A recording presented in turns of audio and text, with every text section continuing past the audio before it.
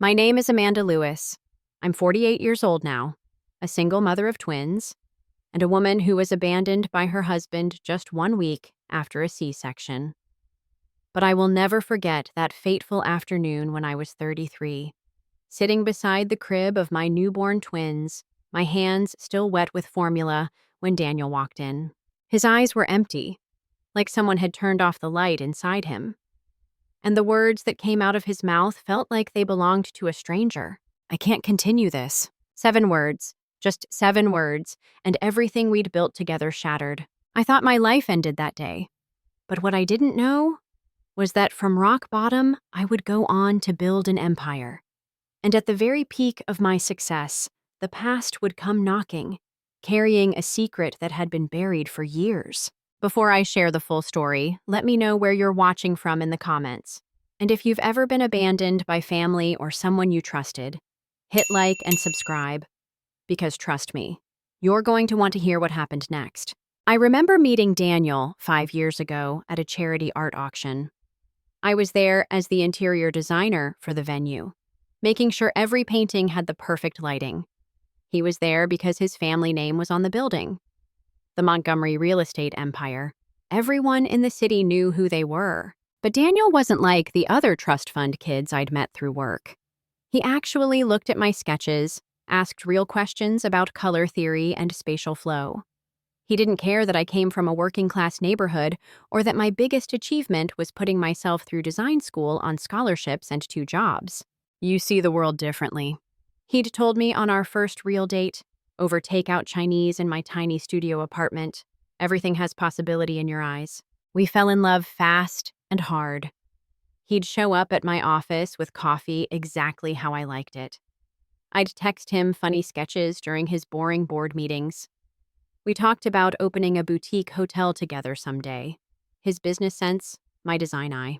Then I met his mother. Margaret Montgomery looked like she'd been carved from marble. Beautiful, cold, and absolutely immovable.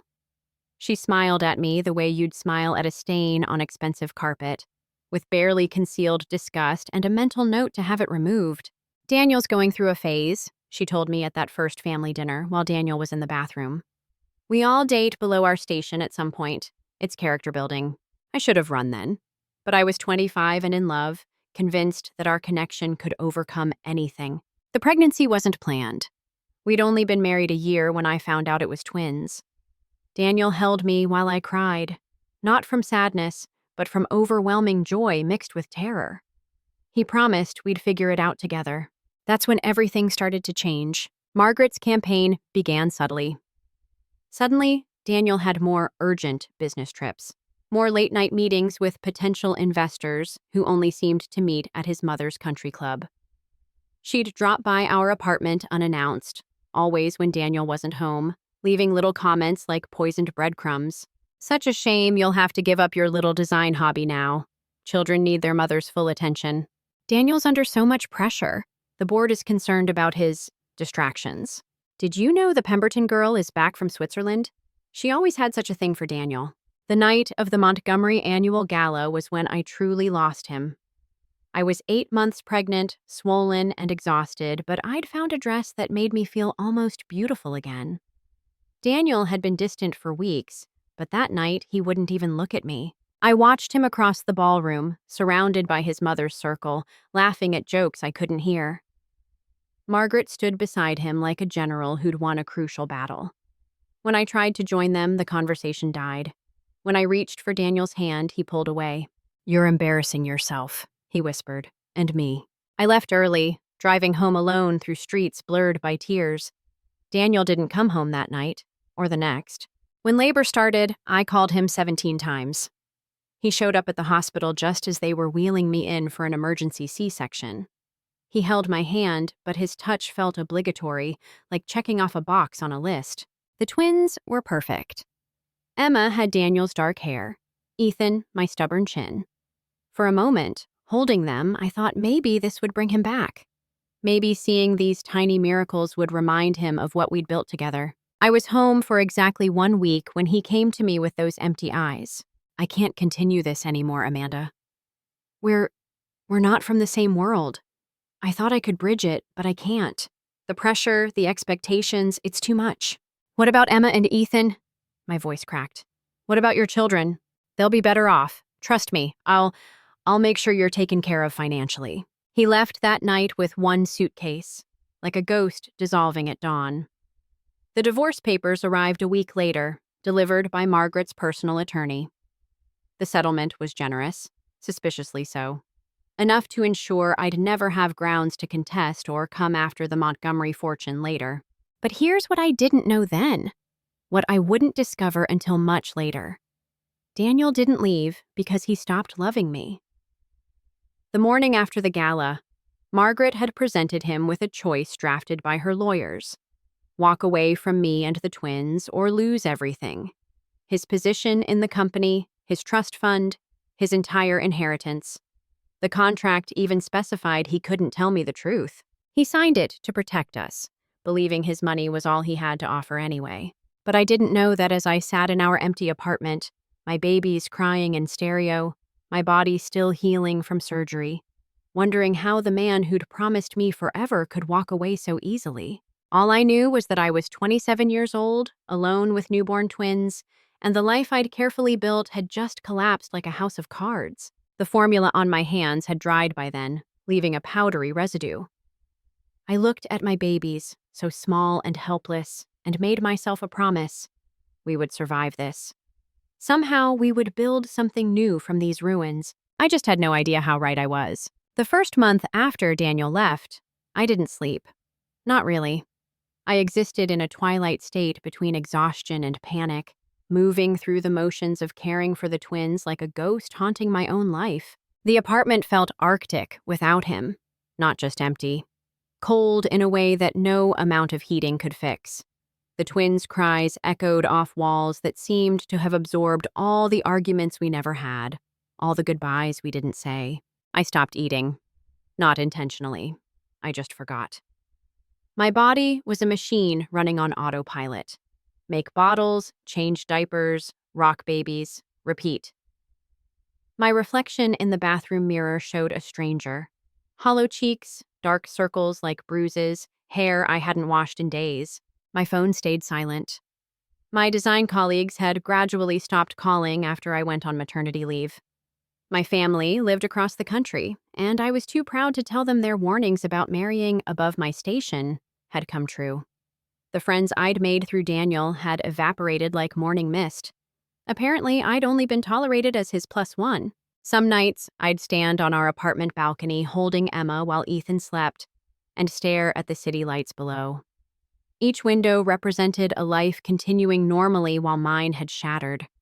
The vertigo wasn't from the height, it was from the realization that I could disappear and barely anyone would notice. The crisis came on a rain-soaked Tuesday at 3 a.m. Both babies were screaming, had been for hours. Emma had reflux. Ethan was colicky. I'd tried everything, feeding, changing, rocking, singing. Nothing worked. I found myself on the nursery floor, sobbing as hard as they were, rain pounding against the windows like the universe itself was howling. I can't do this, I whispered to no one. I don't know how to do this alone. Then Emma's tiny hand wrapped around my finger. Such a small thing, barely the size of my thumb. But in that grip was absolute trust. These babies didn't care about my failures or my broken heart. They needed me, only me. That's when the thought hit like ice water. If I fall apart, who will feed them? Who will hold them when they cry? Who will love them the way they deserve? I pulled myself off that floor, one vertebra at a time. Started with small things. A shower, a piece of toast, a walk around the block with the stroller. Each tiny accomplishment felt monumental. Finding work was another mountain to climb. My portfolio was strong, but the moment potential clients heard babies crying in the background during phone interviews, their interest evaporated. We need someone who can commit full-time. The project requires extensive travel. We're looking for someone more available. Each rejection email was another crack in my already fragile confidence. My savings were draining fast.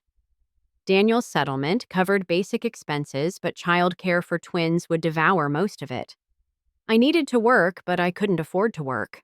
I applied to 23 positions in 2 weeks. Got 2 callbacks, 0 offers. One night, after the 15th rejection, I sat at my laptop with Ethan sleeping against my chest, scrolling through job boards with increasing desperation. Retail? Food service? Data entry? How had I gone from designing penthouses to considering minimum wage night shifts? Then I saw it. A small listing for freelance design consultation. A boutique hotel needing fresh eyes on their lobby renovation. Remote work possible. Project-based payment. I spent 3 hours crafting the perfect proposal while Emma slept in her bouncer beside my desk. Attached my best work, wrote a cover letter that somehow masked my desperation with professional enthusiasm. Hit send at 2:47 a.m., then immediately regretted it. Who sends business emails at 2:47 a.m.? Probably someone unhinged. But desperation makes you bold. Or maybe just reckless. 4 days later, my phone rang. A real call, not another rejection email. Amanda? This is Patricia Chen from the Riverside Boutique Hotel. We loved your proposal. When can you start? I muted the phone to sob with relief, then unmuted to accept with as much professional composure as I could muster. It wasn't much, a small project, modest fee, but it was a beginning, a tiny crack of light in the darkness. That night, I looked at my babies and felt something I hadn't in weeks. Hope. Not the grand, sweeping hope of fairy tales, but the quiet, stubborn hope of survival. The kind that says, maybe tomorrow will be slightly less impossible than today. I started sketching again, my hands remembering their purpose. The Riverside lobby took shape on paper while the twins napped. For the first time since Daniel left, I remembered who I was beyond being abandoned, beyond being a struggling single mother. I was a designer, a creator, someone who could take empty spaces and make them beautiful.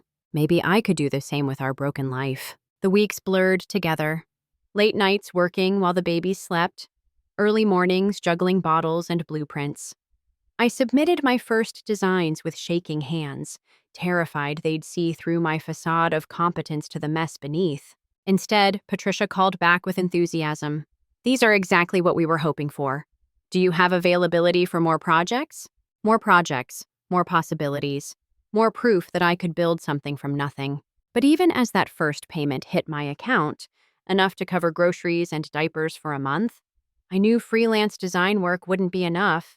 Not long-term, not with twins. I needed something bigger, something that could grow with us. I just didn't know yet that the answer was sleeping in the cribs beside me, wearing the tiny clothes I'd sewn myself because the store-bought ones never seemed quite right. Sometimes the best ideas come disguised as necessity. Learning to work while caring for twins alone should be an Olympic sport. I developed a bizarre skill set. Typing one-handed while bottle feeding, sketching designs during tummy time, taking client calls while pushing a stroller around the block to keep the babies from crying. My workspace was the kitchen table, cleared and recluttered 20 times a day. Design software open on my laptop, baby monitor propped against the screen, cold coffee in a mug that said "World's Best Mom," a gift from Daniel I couldn't bring myself to throw away. The Riverside project led to another small job, then another. Word of mouth in the design community is everything, and Patricia Chen turned out to be my guardian angel, recommending me to colleagues who needed quick, quality work from someone willing to charge below market rate. I wasn't proud of undervaluing myself, but pride doesn't pay for diapers. It was during a 3 a.m. feeding session that the idea first sparked. Emma had outgrown another outfit, the third one that week. Store-bought baby clothes seemed designed by people who'd never actually met a baby. The proportions were wrong, the fabrics rough, the designs either too precious or too plain. "You deserve better than this," I whispered to her, holding up a onesie with scratchy seams and a neckline that barely stretched over her head. I'd learned to sew in college, not well, but adequately. My ancient Singer sewing machine sat buried in the closet, a relic from when I'd imagined having time for hobbies. That night, after both babies finally settled, I pulled it out. The first attempt was laughable. Crooked seams, uneven hem, one sleeve noticeably longer than the other. But the fabric was soft, organic cotton I'd found on clearance. and the wide neckline actually fit over a baby's head without a wrestling match. I tried again. Better. Again, almost wearable. By sunrise, I'd made 3 tiny shirts that weren't perfect, but were made with love and attention to actual baby proportions. Emma wore one the next day. It fit. It lasted through spit-up and diaper changes. The seams didn't irritate her skin. Such a small victory, but I took a photo anyway. Posted it in a mom's group online with a caption, "Finally made baby clothes that actually fit a baby." The comments surprised me. "Where did you buy this? Do you sell these? Can you make one in blue?" I stared at the screen, an idea forming like morning fog. What if? But no, I was barely surviving as it was. Starting a business while solo parenting twins and freelancing was insane. Except the idea wouldn't leave me alone. I made more clothes during the baby's naps. Simple, practical designs with envelope necklines, lap shoulders, soft fabrics. Posted photos online. More comments, more interest. A mom from the group messaged directly, "I'll pay you to make 3 of those shirts. My daughter has sensitive skin and everything irritates her." My first customer. I charged barely enough to cover materials plus a tiny profit. Stayed up all night sewing while the twins slept, packaged the order in tissue paper I decorated with hand-drawn stars, shipped it with a handwritten thank you note. The customer posted photos, tagged me. 3 more orders came in. I needed a name. Something that honored why I was doing this, who I was doing it for. I looked at my babies, my little blessings who'd saved me from drowning in my own grief, and knew, little blessings. Handmade with love for the tiny humans who change everything. The business started as a Facebook page and an Instagram account. I photographed the clothes on Emma and Ethan during their happy moments, edited during their naps, posted at midnight when the mom groups were most active. Growth was painfully slow. For every order, 5 people asked for discounts I couldn't afford to give. Fashion bloggers ignored my messages. I'd make 20 shirts and sell 3. There were nights I'd sit surrounded by fabric scraps and unpaid bills, wondering if I was delusional. My design clients provided steady income. Why was I risking that stability for a pipe dream? Then came the message that changed everything. A micro-influencer with 5,000 followers bought an outfit for her nephew. Posted a photo with a genuine review about the quality and thoughtfulness of the design. Tagged little blessings. 23 orders in 2 days. I cried over my sewing machine. Tears of terror and joy. How would I fulfill them all? But also, people wanted what I was creating. I hired Mrs. Chen from next door to help cut fabric. She was a retired seamstress who missed working with her hands. Paid her per piece, probably too much, but her expertise was invaluable. She taught me techniques that improved my efficiency by half. "You have good instincts," she told me, adjusting my bobbin tension. "But instincts need skill to support them." We worked side by side while the twins played in their bouncer, classical music soft in the background. She shared stories of working in garment factories in her youth. I shared my dreams of building something sustainable. The moment I knew this could really work came 6 months after Daniel left. A repeat customer messaged, "My sister is pregnant with twins. I'm getting her a full Little Blessings wardrobe because your clothes saved our sanity. Thank you for understanding what real parents need." I screenshot that message, printed it, taped it above my sewing machine where I could see it during the hard nights. By our first anniversary, if you can call the day your husband abandoned you an anniversary, Little Blessings had grown from a desperate idea to a tiny but real business. We'd moved from the kitchen table to a corner of the living room I'd converted to a workshop. I had a heat press for labels, a professional camera for product shots, and a notebook full of design ideas. More importantly, I had proof that I could create something from nothing but determination and sleep deprivation. Every tiny shirt was evidence that I was more than what Daniel and his mother thought. More than just wrong side of town Amanda playing dress-up in their world. The twins were thriving. I was surviving. Little Blessings was growing. But success, even small success, attracts attention. Not all of it good. Success in business is never linear. It's more like a heart monitor, with peaks that make you feel invincible and valleys that make you question everything. Little Blessings was experiencing its first real growth spurt, and with it came challenges I hadn't anticipated. The micro-influencer's post had triggered a wave of orders that stretched my capacity to its limit. Mrs. Chen and I worked in shifts. She cut and pinned during the day while I watched the twins. I sewed at night while they slept.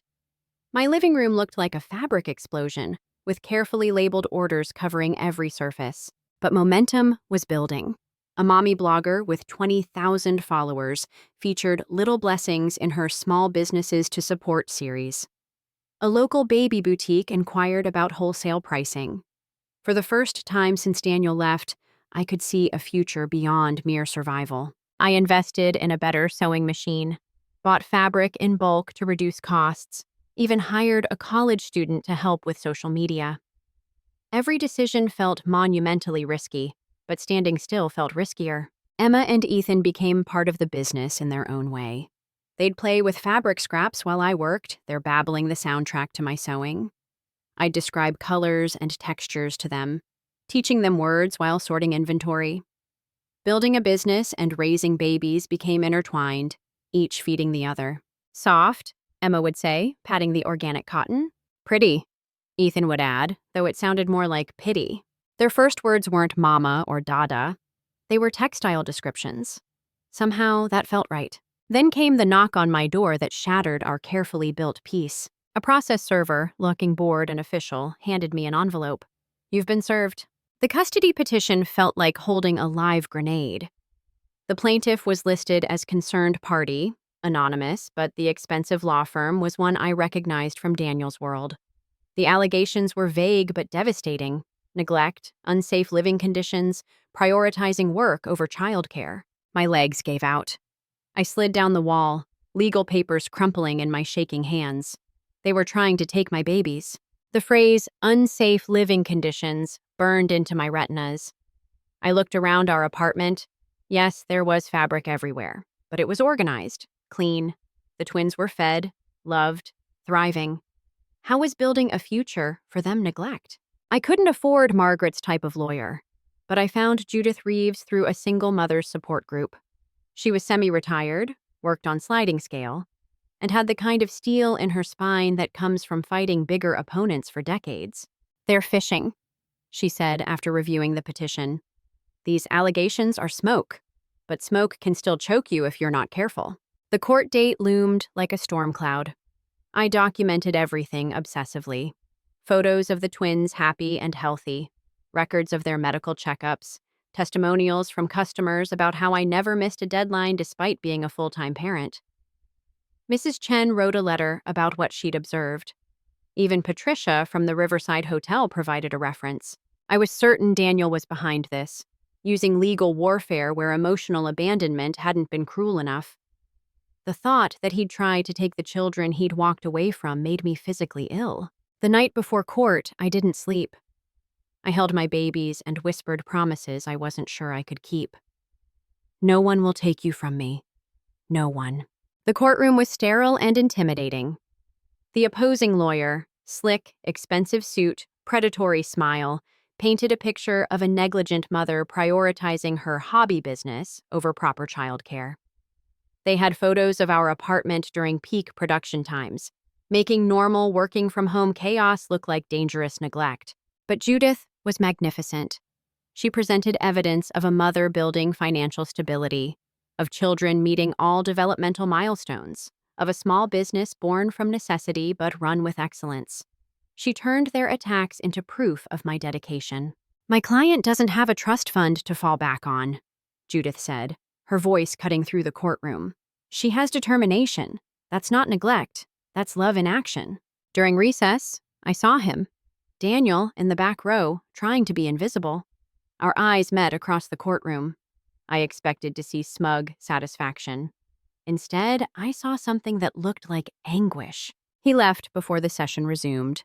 The judge's decision was swift and decisive. I see no evidence of neglect. What I see is a mother doing extraordinary things under difficult circumstances. Petition dismissed. Relief hit me like a physical force. I clutched the table to stay upright while Judith squeezed my shoulder. We'd won. They couldn't take my babies. but the victory felt hollow. Someone had tried to destroy us using the system, and I'd never know who. The anonymous filing meant they could try again, keep me constantly defending my right to parent my own children. That night, after the twins were asleep, I sat in my workshop surrounded by half-finished orders and made a decision. I wouldn't just survive anymore. I would build something so strong, so successful, that no one could question my ability to provide for my children. Little Blessings would become more than a small business. It would become our fortress. I worked with renewed fury, expanded the product line, reached out to bigger influencers, applied for a small business grant. Every achievement was armor against future attacks. What I didn't know then was that Daniel had hired his own lawyer to monitor the case. When he'd seen what was happening, he'd used back channels to get the petition withdrawn. His mother had acted without his knowledge, and for the first time in his life, he'd stood up to her. But I wouldn't learn that truth for years. All I knew was that we'd survived another attempt to tear us apart, and we'd done it ourselves. "We're not victims," I told Emma and Ethan as they played with fabric scraps. "We're warriors, and warriors don't quit." The custody battle had tried to break us. Instead, it forged us into something stronger. Little Blessings wasn't just a business anymore. It was a statement, a declaration that a single mother could build an empire from a sewing machine and determination. The real storm was still coming, but we'd proven we could weather anything together. Success, I learned, comes with its own kind of vulnerability. By the twins' second birthday, Little Blessings had grown from a one-woman operation to a small but thriving business. We'd moved to a larger apartment with a dedicated workspace. I had 3 part-time seamstresses, a proper website, and enough steady orders to finally breathe without checking my bank balance first. The call from Baby Style Boutiques came on a Tuesday morning while I was teaching Emma and Ethan their colors using fabric swatches.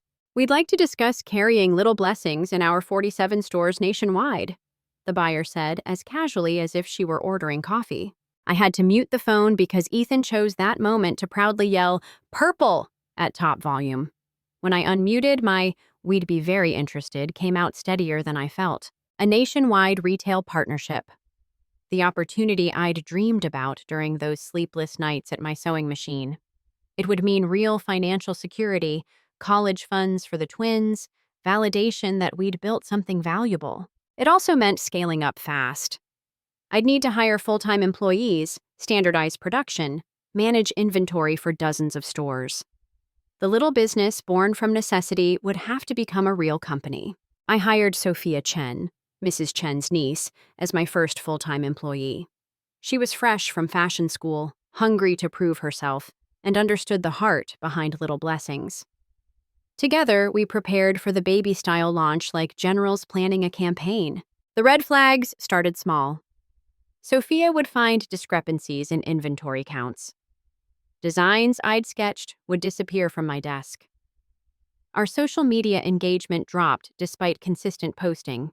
I chalked it up to growing pains, too focused on the future to see the threat inside our walls. Rachel had come highly recommended, an experienced production manager who'd worked for bigger children's brands. She seemed perfect, efficient, knowledgeable, always willing to stay late. The twins even liked her, which felt like endorsement enough. I trusted her with everything. Access to our design files, supplier contacts, production methods. Why wouldn't I? She was helping build our dream. The betrayal revealed itself on a mundane Thursday. I was scrolling through Instagram while the twins napped when I saw it. Our newest design, the one we'd planned to debut at Baby Style, posted on a competitor's page. Not similar, identical. Down to the unique pocket placement I'd dreamed up during a 2 a.m. feeding. My hands shook as I clicked through their feed. Design after design. All ours. All posted weeks before we'd planned to launch them. The competitor, Tiny Trends, was owned by Rachel's former employer. The floor felt like it was tilting. I called Sophia, who confirmed what I already knew. Rachel had been photographing our designs, sharing our supplier lists, even poaching our seamstresses. She'd been a corporate spy, sent to steal what we'd built from scratch. The crisis escalated at breakneck speed. Baby Style called, concerned about the lack of originality in our designs now that Tiny Trends had flooded the market with copies. Fashion bloggers who'd planned to feature us accused us of copying Tiny Trends. The narrative flipped overnight. We weren't innovative anymore. We were imitators. Single mom's clothing line accused of copying established brand, read one blog headline. The comments were brutal. Guess she's not as creative as she claimed. Typical, built her sob story brand on other people's ideas. This is why you can't trust small businesses. Each comment was a dagger. I'd built Little Blessings with integrity, pouring my creativity and love into every design. Now the internet mob was rewriting our story, and I couldn't stop them. I wanted to quit. The thought crept in during the darkest moment, sitting in my workshop at 3 a.m., reading hate messages from strangers. What was the point of building something if it could be stolen so easily? Maybe Margaret had been right. Maybe I didn't belong in this world. Emma toddled in, rubbing sleepy eyes, carrying her favorite blanket, one I'd made from Little Blessings fabric scraps. She climbed into my lap and opened her sketch pad. Inside were her attempts at design, wonky circles and lines that she proudly declared were pretty dresses for babies. "Like Mama," she said, patting my cheek with a sticky hand. That's when I noticed what she'd drawn. In her toddler scribbles, I saw something. A design element I'd never considered. A way to make our clothes not just comfortable but interactive for babies. Sensory-friendly textures in strategic places. Hidden patterns that appeared when fabric moved. "You're a genius, baby girl," I whispered, kissing her head. I spent the night translating Emma's innocent creativity into real designs. Called them the imagination line. Clothes that grew with a child's development, incorporating elements that encouraged sensory exploration and movement. Instead of fighting the copycat narrative, we pivoted. I went live on Instagram, Emma and Ethan playing beside me, and told our real story. Showed the design process, from Emma's sketches to finished product. Made vulnerability our strength. They can copy our old designs, I said to the camera, but they can't copy our heart. They can't copy the love that goes into every stitch, and they definitely can't copy what comes next. The imagination line went viral.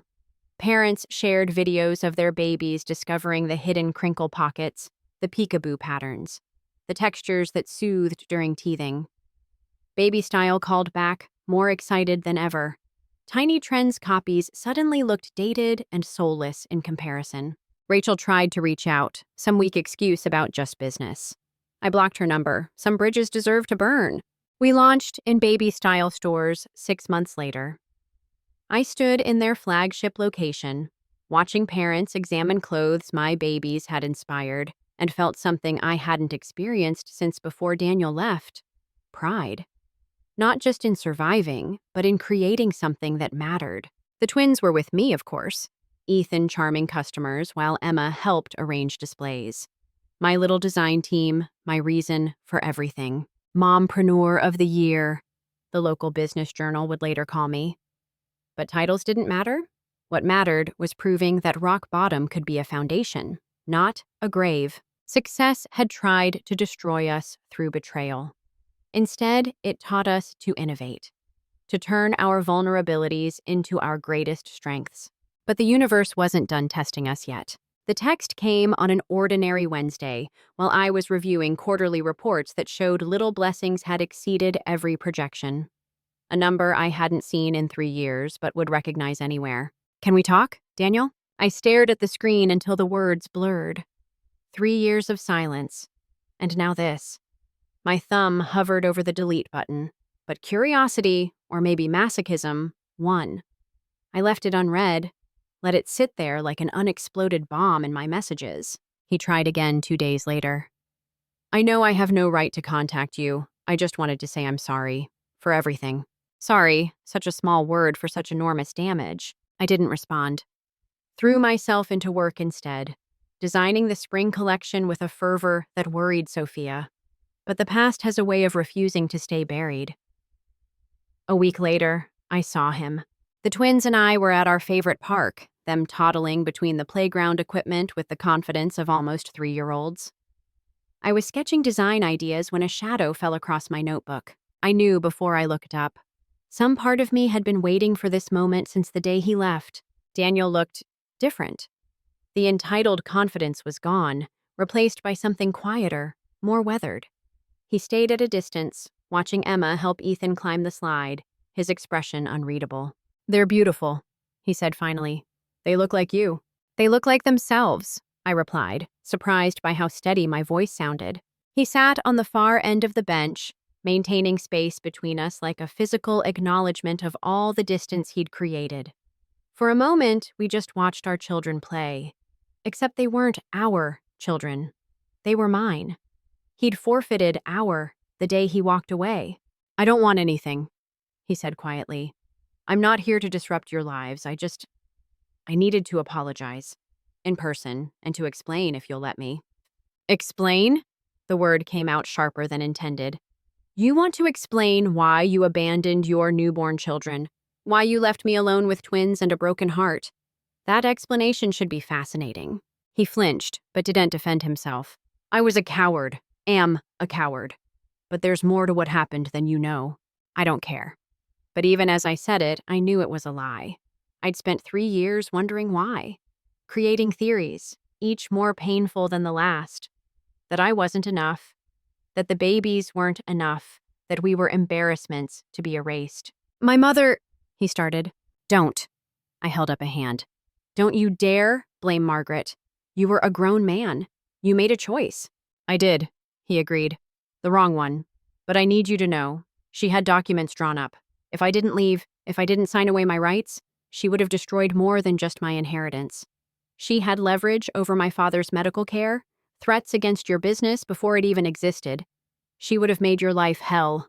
I laughed, but it was bitter. "And you thought abandoning us was protection? You thought poverty and single motherhood would be easier than fighting beside me? I thought—" He ran his hands through his hair, a gesture so familiar it hurt. "I thought you were better off without me. That my money was all I had to offer and she could take that away. I was wrong. About everything." Emma chose that moment to run over, stopping short when she saw the stranger on Mama's bench. She pressed against my leg, studying Daniel with the fearless curiosity of a toddler. "Hi," she said finally. "I'm Emma. That's Ethan. Who are you?" The look on Daniel's face, grief, longing, regret, all mixed together, almost made me feel something other than anger. Almost. "I'm a friend of your mama's," he said carefully. "From a long time ago." "Oh." Emma considered this. "Do you like purple?" "I like purple." "Purple's a great color," Daniel managed. She nodded, satisfied, then ran back to her brother. Daniel watched her go with the expression of a man seeing everything he'd thrown away. "I left Montgomery Industries," he said quietly. "Walked away from all of it. I work for a nonprofit now, building affordable housing. I live in a 1-bedroom apartment. I haven't spoken to my mother in 2 years." "Good for you." I meant it to sound sarcastic, but it came out genuinely. "Growth is good?" "I saw the news piece about Little Blessings, about you being named Mompreneur of the Year. I've watched every interview, read every article. What you've built, Amanda, it's extraordinary." "We're doing fine." It was both understatement and declaration. "I know, that's why I stayed away. You don't need me, they don't need me. But I needed to tell you the truth, and to give you this." He pulled out an envelope, weathered like it had been carried for a while. Inside was a letter in Margaret's distinctive handwriting and a USB drive. "She died 6 months ago. Left this for you in her will." I didn't read the letter, but the drive has security footage from the night of the gala, proof of what she did, what she threatened, in case you ever need it. I held the envelope like it might bite. Margaret was gone. The woman who'd orchestrated so much pain, who'd tried to take my children, who'd viewed me as an infection to be removed. Gone. "The custody suit," I said suddenly. "Was that her?" His face darkened. "Yes, I found out during the hearing. Had my lawyer kill it behind the scenes. She never told me she was planning that." So he had been there, protecting us in the shadows while I'd thought he was the enemy. "I should go." Daniel stood. "I just wanted you to know the truth, and to say that I'm sorry. I'll be sorry for the rest of my life." He started to walk away, then turned back. "They're lucky to have you. You're the mother I wish I'd had, the partner I didn't deserve." I watched him leave, this ghost from another life, and felt empty. Not angry anymore, not sad, just empty where all that emotion used to live. That night, after the twins were asleep, I read Margaret's letter. It was shorter than expected, but devastating in its simplicity. Amanda, I was once you. Young, in love, from the wrong side of society. His father's family destroyed us with the same tactics I used on you. I became the monster that created me. I'm sorry for perpetuating the cycle. You were stronger than I was. You broke free. The twins are beautiful. I watched from afar. They have your spirit. I was wrong. Margaret. I cried then. Not for Daniel or Margaret or what we'd lost. I cried for the woman Margaret had been before bitterness consumed her. For the cycle of pain that created more pain. For all the what-ifs that would never be answered. But mostly, I cried from relief. The story I'd told myself, that I wasn't enough, that love wasn't enough, was wrong. We'd been caught in someone else's tragedy, collateral damage in Margaret's war with her own past. I burned the letter, kept the USB drive in case I ever needed proof. But I knew I wouldn't. The past was explanation, not excuse. Understanding why didn't change what happened. Daniel had made his choice. I'd made mine. And mine had led to something beautiful. 5 years after Daniel walked out of our apartment, I stood in the flagship Little Blessing store in Los Angeles, watching Emma and Ethan help customers find the perfect size. They were 5 now, articulate and confident, explaining fabric benefits with the authority of tiny experts. This one has extra stretch for crawling, Emma told a pregnant woman seriously. Mama designed it when we were learning to move. We'd come so far from that cold apartment, from the nights I'd sown through tears and exhaustion. Little Blessings had grown into a nationally recognized brand, but more than that, it had become a symbol. Single mothers sent me messages daily about how our story gave them hope, how seeing what we'd built made them believe in their own possibilities. The invitation to speak at the National Young Entrepreneurs Conference felt like a full-circle moment. 300 successful women, and they wanted to hear from the mother who'd built a business from her living room floor. I won't tell you it was easy, I said from the podium, looking out at faces hungry for honesty.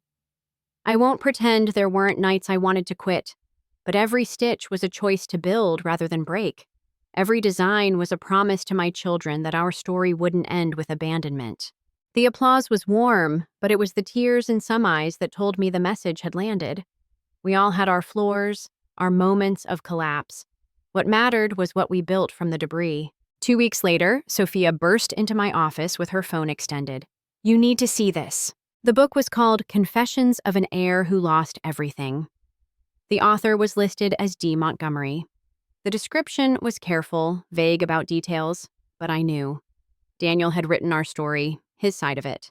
My first instinct was rage. How dare he profit from pain he'd caused? But Sophia had already downloaded a copy, and against my better judgment, I read it that night after the twins were asleep. It wasn't what I expected. No names were used, locations were changed, but the story was ours. Told from the perspective of a weak man who'd let fear drive him to the greatest mistake of his life, who'd chosen perceived safety over real love, who'd spent every day since in regret. The profits, I discovered, were being donated to a foundation supporting single parents. I laughed. Actually laughed. Not from humor, but from the absurdity of it all. He'd finally found his voice, by admitting he'd lost it when it mattered most. Mama, why are you laughing? Ethan padded into my office, rubbing sleepy eyes. Just reading a silly story, baby. Come here. He climbed into my lap, and I set the laptop aside. This was what mattered. Not the past, not the book, not the what-ifs. This moment, this child, this life we'd built. Tell me a story, he asked, settling against my chest. Once upon a time, I began, there was a princess who thought she needed a prince to save her. But when the prince left to fight imaginary dragons, the princess discovered something amazing. What? Emma appeared in the doorway, drawn by story time. She discovered she had her own sword, her own armor, her own castle to build. They listened with the rapt attention children give to stories that feel important, even if they don't understand why. I told them about the princess who learned to craft beautiful things, who turned her tears into determination, who built a kingdom not from magic but from work and love and refusing to quit. Did the prince ever come back? Emma asked. He did, I said carefully. But the princess had already saved herself. She didn't need him anymore. Good, Ethan said firmly. Princesses should save themselves. From the mouths of babes. Later, tucking them in, Emma asked, Mama, are we rich? I considered the question. Rich in love? Absolutely. Rich in purpose? Yes.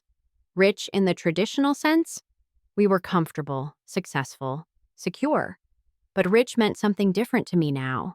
We have everything we need and some of what we want, I told her. We have each other. We have our business. We have our home. What do you think? Are we rich? She thought about it with 5-year-old seriousness. We have purple fabric and good scissors and our sewing machines, and we help other mamas and babies have nice clothes. I think that's rich. Perfect answer from my perfect girl. The next morning brought a familiar routine. Emails to answer, designs to approve, meetings to schedule. But now it felt different. Not like survival, but like thriving. Not like proving something, but like being something. Daniel's book stayed on the bestseller list for months. Occasionally, reporters would connect dots, ask if I was the woman in the story. I neither confirmed nor denied. That story was his to tell. Mine was written in every success, every milestone, every bedtime story where the princess saved herself. Margaret's fortune, I learned, had been left to various charities. Nothing to Daniel, nothing to the twins. Even in death, she maintained her positions. But it didn't matter. We'd built our own fortune, not just in money, but in resilience, creativity, and the knowledge that we could survive anything. Standing in my design studio now, watching the sunset paint the walls gold, I felt the kind of peace that only comes from earning your happy ending. The twins were at art class, probably creating new designs for me to interpret. Orders were steady. My team was strong. My heart was whole. I don't need anyone to complete me, I said to the empty room, to the ghost of who I'd been, to anyone who needed to hear it. I completed myself, and that was the only happily ever after I needed. If you've ever faced something that forced you to stand up and rewrite your own story, share it with me in the comments. I truly want to hear your journey.